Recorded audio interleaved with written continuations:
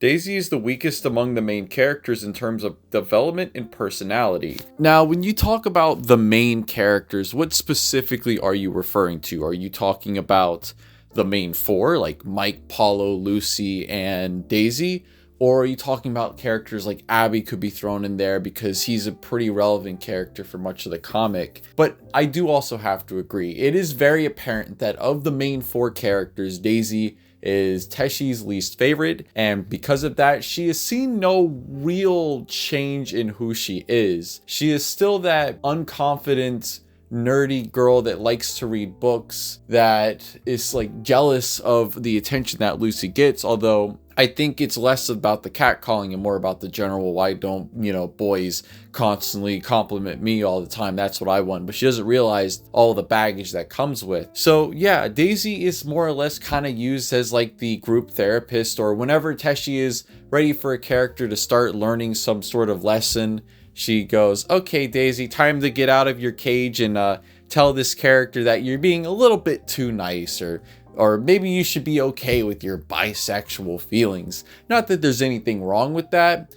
However, it does come at the cost of her feeling more like a plot device at times than really anything else. I mean, the most relevance that Daisy has is when it comes to Paulo's stuff. And if Paulo didn't exist, then, well, what really does Daisy have? Like, she stopped going after Mike quite a while ago, so she doesn't have that. She just kind of exists. And now with Daisy and Paulo being together, Daisy almost feels like a completely new character. Like, being with Paulo just set off some sleeper agent inside her brain, and now she's like this like overly giddy schoolgirl. And maybe Teshi's trying to recreate the way that Daisy was back in the early volumes with Mike, but it just really isn't working. And of course, this is all in contrast to looking at how Paulo and Mike and Lucy have evolved. Mike went from a guy that was pretty confident, everybody loved him, and he just kind of put up with stuff, to a guy that is more or less kind of lost between two worlds of wanting to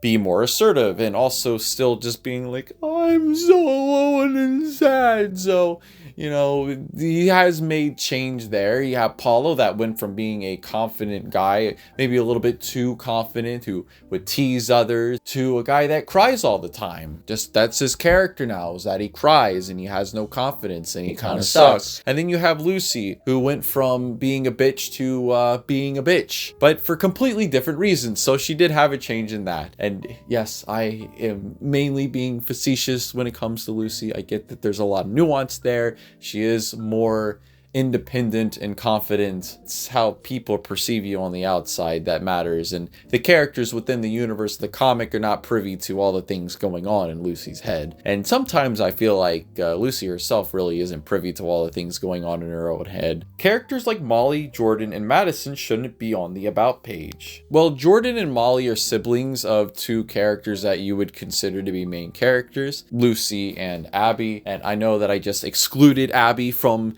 talking about as far as main characters are concerned when talking about Daisy. But Madison, Madison's like the side character of a side character, or should I say, Madison is more of a sidekick of a side character, that being Jessica. But she has had a bit more of a role to play in the comic. You could also say that this is just Teshi trying to pad out the About page, but there's a lot of characters on there you could make the argument for. Like, the pets are no longer in the comic, and yeah, they were there for a majority of the runtime, but they're really just not relevant anymore. And the About page has been updated in the past to swap characters out when they really aren't that relevant. So I think that Jordan and Molly should stay on the About page, but if there was any character you mentioned that I would be like, they don't really need to be on the About page, it would probably be Madison.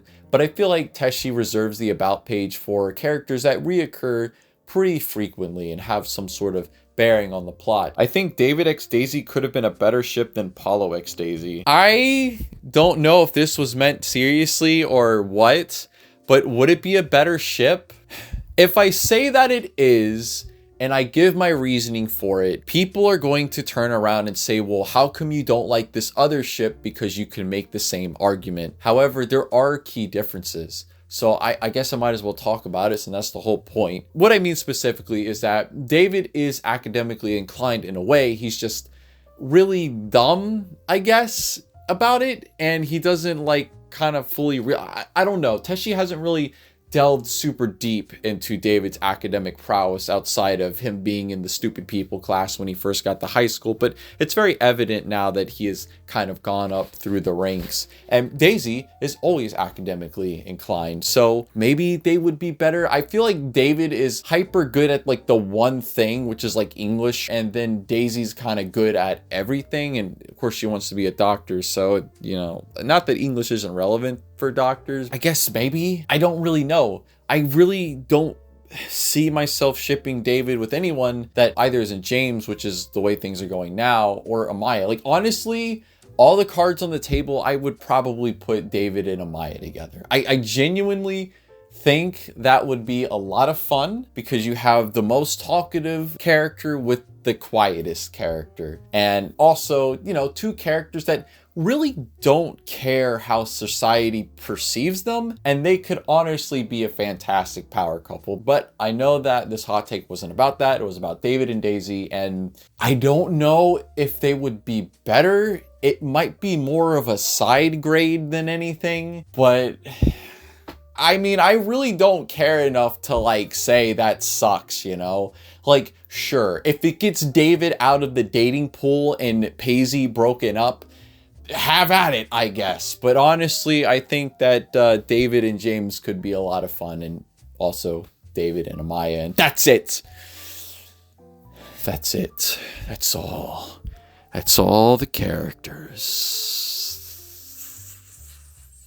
Witch Hunt shouldn't exist. The thing about Witch Hunt is that we should ask ourselves, what is Witch Hunt about? What does it mean for the characters in the wider story? What Witch Hunt does is kind of show Mike slip into madness as far as Sandy not paying attention to him, and also Lucy's change after coming back. Even though Lucy has been all over the place, character-wise, she has been all over the place, whether she likes her old friends, or she doesn't like them, or if she is level-headed. She does have the one moment of like, hey, just take a picture of you hanging out with your friends and send it to her and show her that you're having a good time. But honestly, that isn't really what the issue was. That was a misunderstanding of why Mike was upset. The real reason, which was that Sandy was ignoring him, and all of a sudden Mike is like, oh, Lucy's trying to make me jealous by hanging out with Augustus. And I just like, where does that come from? I think that's the reason why this person doesn't like Witch Hunt, and that's the reason why a lot of people don't. I genuinely don't get the idea of where Mike is like, oh, she's trying to make me jealous with Augustus. What the fuck shit is that?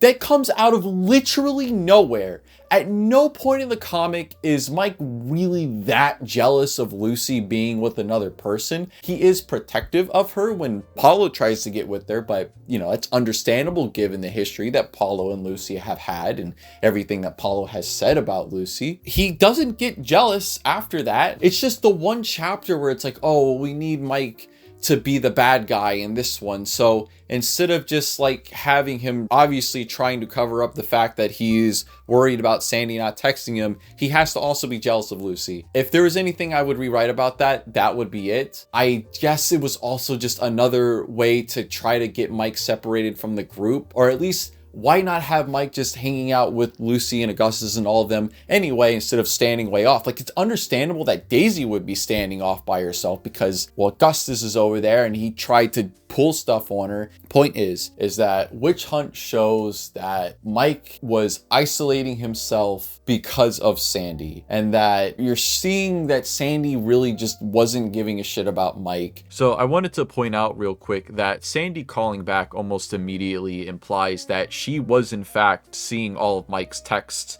and everything that he was sending her immediately. She was just completely ignoring it and just responding to it whenever she felt like, which makes this a whole lot worse. It was reiterating and reestablishing this because not too many chapters later was Eternal Flame, where all that comes to a head. Witch Hunt not only acts as the obligatory Halloween episode, which Teshi really likes to do with these characters, but it also acts as a, hey, this is where Mike is now with Sandy, or like an intermediate. And then there are moments of it that are powerful, and I can think in my head how I would do them cinematically, where Mike's like, hey guys, look, Sandy's talking to me, but they don't give a shit because, well, Sandy doesn't give a shit about them, so why should they give a shit about Sandy? Like, what is Mike trying to prove here? And then it's clear from their conversation that Sandy really doesn't care about Mike, and the only reason she answered is because somebody like basically called her out or yelled at her, which was Paulo. So I think Witch Hunt is a chapter that probably could be removed and not much would change.